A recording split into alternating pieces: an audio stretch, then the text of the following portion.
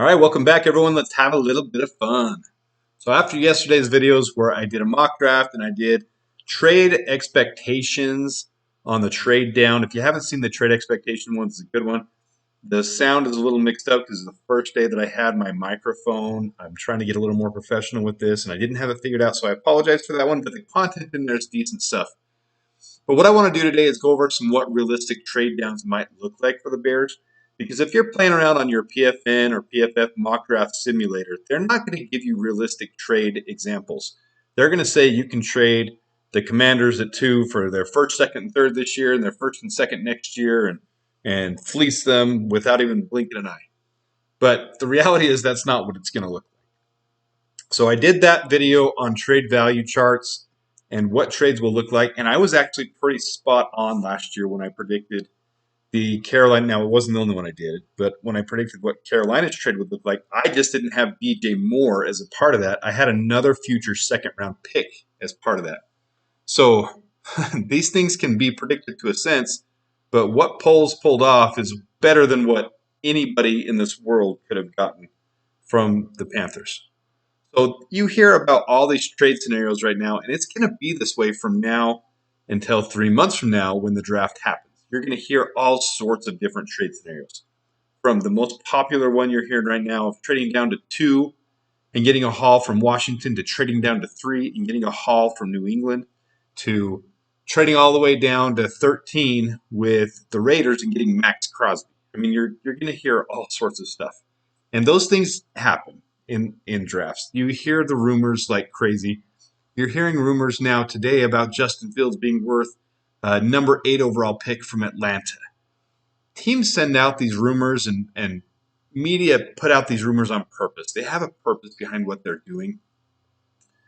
The Bears are going to be methodical in their approach, and this is my ideas of what they might be looking for, and it just depends on what angle they're going to be going after in the draft.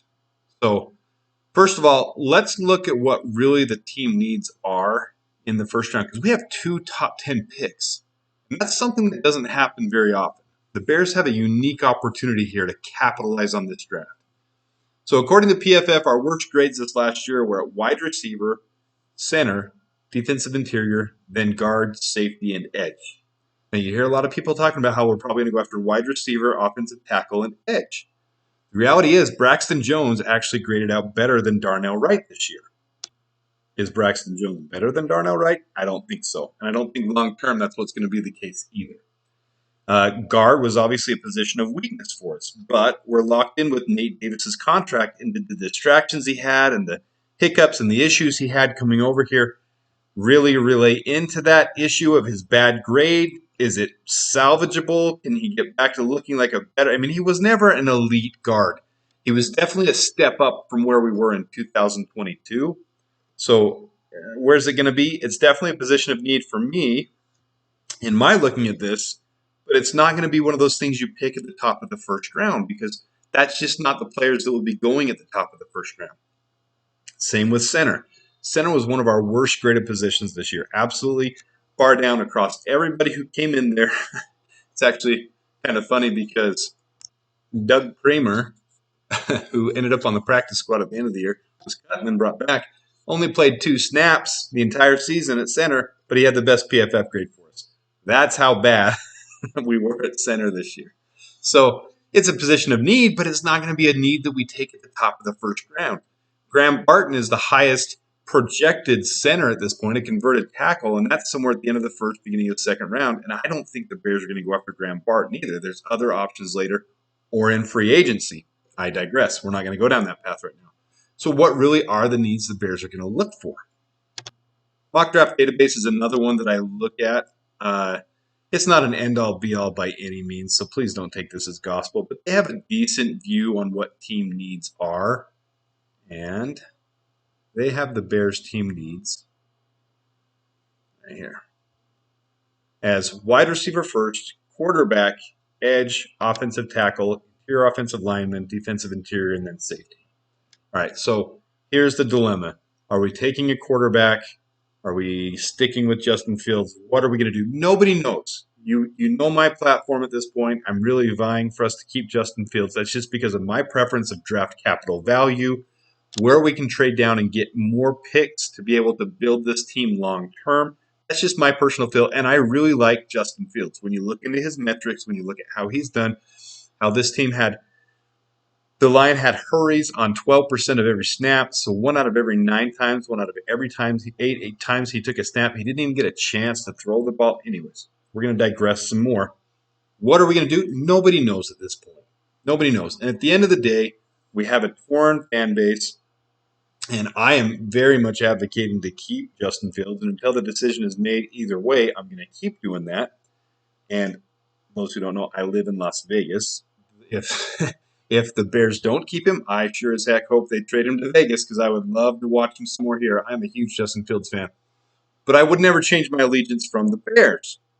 I'm Bears fans first, and that's the point. If we do end up going with Caleb Williams or Drake May or whatever it may be, whoever's a starting quarterback, I'm going to back the team. And I know we're all kind of the same way, but we have our preferences right now. All right, I digressed again. So, what are we going to take? Well, here's a look at who the top 15 projected players are right now. Not necessarily in the order they're going to go in. Nobody knows the order. But at this point, these are the 15 people that are projected to be the first taken in the draft. So of that, there's 3 quarterbacks, 3 wide receivers, 3 tackles, 3 edges. So this is a heavy draft in those positions. A tight end, a defensive interior, and a cornerback. Well, we look at that, and edge is a position of need for the Bears. Wide receiver is a position of need for the Bears. Tackle really isn't a big position, but it is if we want depth, because our offensive tackle depth was one of the worst in the league. So Braxton Jones becoming a swing tackle would be one of the best swing tackles in the league. Or any way we want to work those scenarios. But those are options the Bears have at the top of the draft. So let's look at the same thing. Here's the top 14 teams in the draft and their needs. And the red highlights are really the top of the draft people and the buzz of where they are. So here's one of the flaws with trading 1 to 2 and then 2 to 3. You see New England, they rumor need a quarterback. Well, that might not necessarily be New England's MO, and they don't necessarily trade that often. They have a reputation for not trading up in the draft. So they might sign a veteran quarterback. Maybe they go for someone like Kirk Cousins. Maybe they go and pay him enough to steal him away from Minnesota and give him a 3-year contract to end his career. Wide receiver is a huge position of need for them. If we trade from 1 to 2 and 2 to 3, hoping to keep Marvin Harrison Jr., a lot of fans need to realize they may be trading up from 3 to 2 to get Marvin Harrison Jr. from us.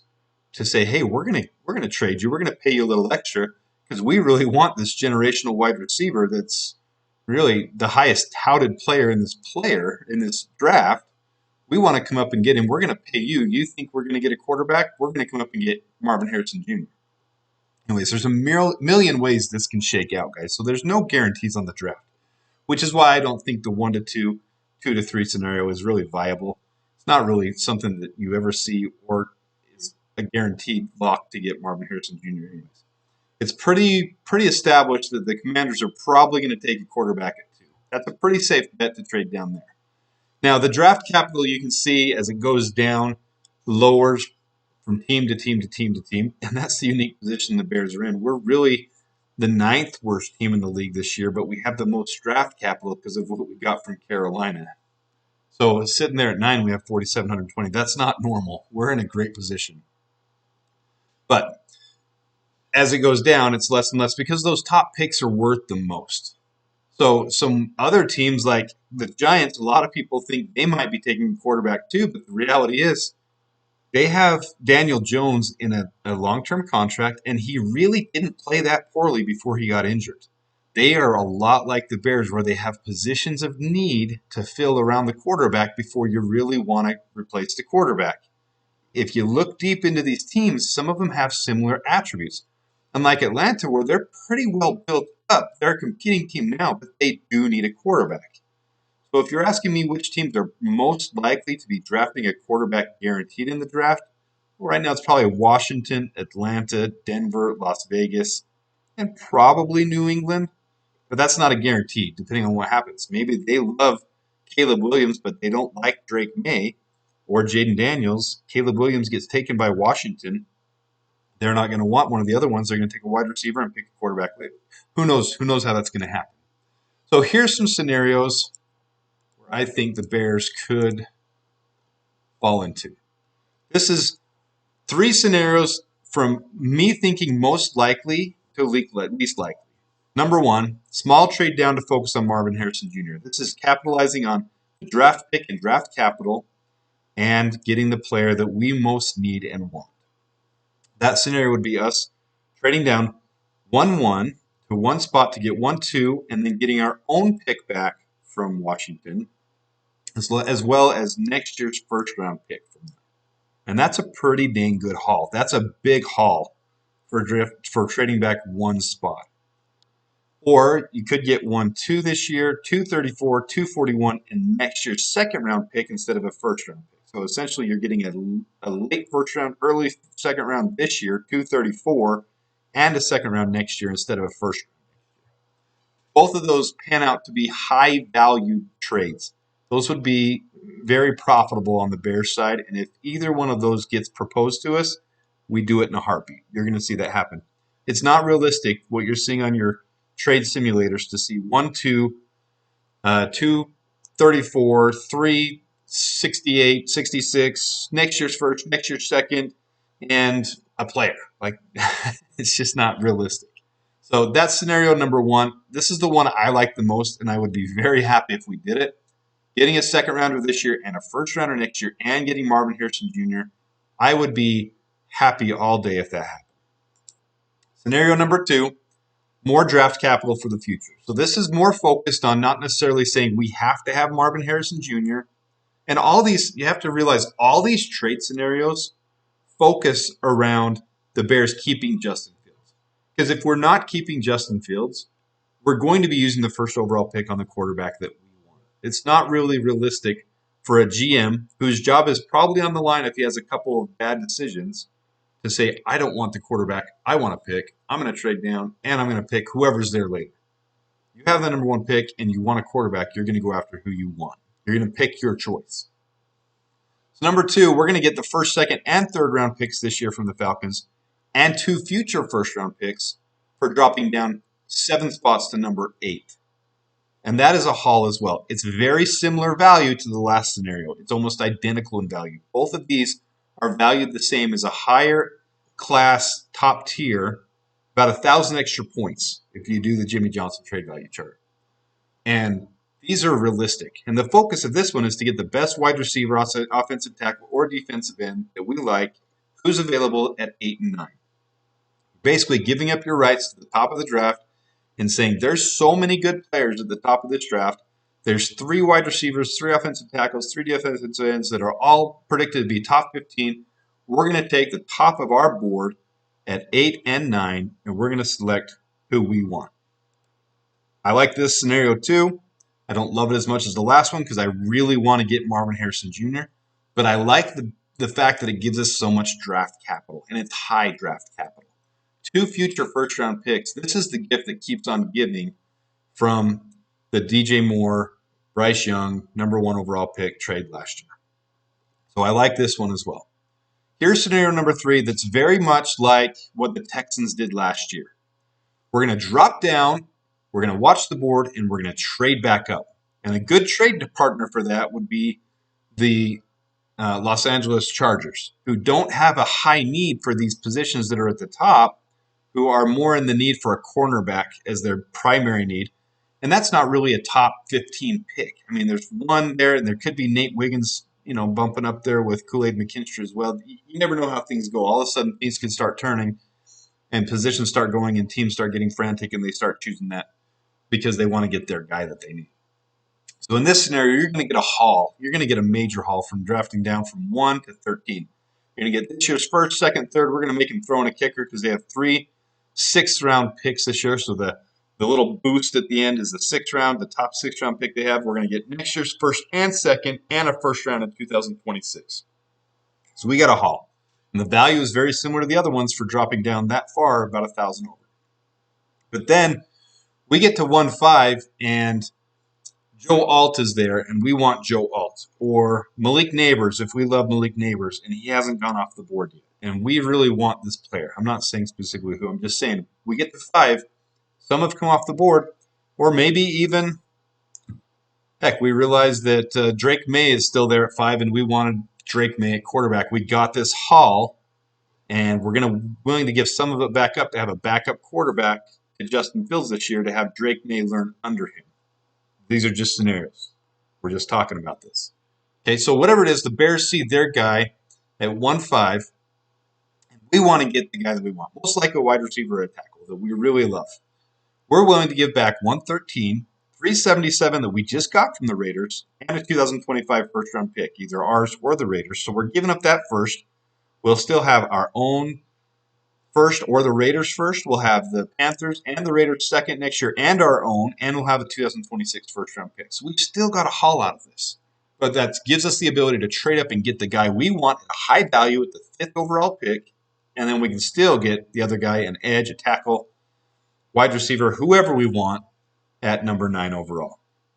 So those are the trade scenarios that I feel are most realistic in those orders. And just because a couple of you asked and I replied on to some of the chat threads that I would, this is what a realistic 1-2 and 2-3 trade down would look like. This is realistic. I don't think this will happen. Trading 1-1 to 1-2 for 1-2, 241 and a first round pick next year, and then trading from 1-2 to 1-3 for their second round pick and a future second round pick. So overall, from going to 1-1 to 1-3, I mean, this is more of a haul than just trading down with one, but it's not realistic for this to happen. I put the Chargers there. I'm sorry, guys. That's my mistake. That should be the Patriots. I'm not going to go back and change it because it's a little more work than just doing that. But just knowing here, that would be the Patriots at 1-3. But for going from 1 to 3, we'd get 235, 241, a first and a second round next year from the two different teams. But you're risking giving up Marvin Harrison Jr., which is the whole reason you wanted to stay at the top of the draft. So, I don't know. We'll see what happens. Those are scenarios that could be. So, again, trade number 1 with the Commanders. Small value there, but we're picking up some draft capital, and we're still getting Marvin Harrison Jr. Number 2 is a little bit more draft capital, giving up some of that top of the class leverage, and then getting the best wide receiver, tackle, or defensive end at 8 and 9, getting 2 future firsts. And then number 3 would be a trade way down and then trade back up like the Texans did last year. So, or maybe it was the Cardinals. Either way, you guys know what I'm talking about, hopefully. If not, I can clarify for anybody that has questions. But I had to pause and get my head straight. I wasn't thinking right. It was the Cardinals. They traded down from 3 to 12 and from 12 back up to 6 with the Lions. So anyways, this is that type of scenario. So if I said it wrong, I'm correcting right here. That's the correct order. So anyways, those are the 3 scenarios I think are most likely. Some scenarios of what it really could look like for the Bears, and that's high-value trades. I'm not minimizing this. Those are 1,000 over. And a lot of the other trades you saw in my other video, those are 700, 800, 900, 1,000 on the big trades. This is a high-loaded top draft class. Caleb Williams is generational. Marvin Harrison is generational. You've got generational talent at the top of this one, so the value is going to be high. So let me know what you think. I really like putting this stuff out so you guys can see some of the process that I go through and some of the thinking I go through in it. All this stuff is out there to study and learn from. Appreciate you guys listening to me and me blabbering on about it and giving my thoughts.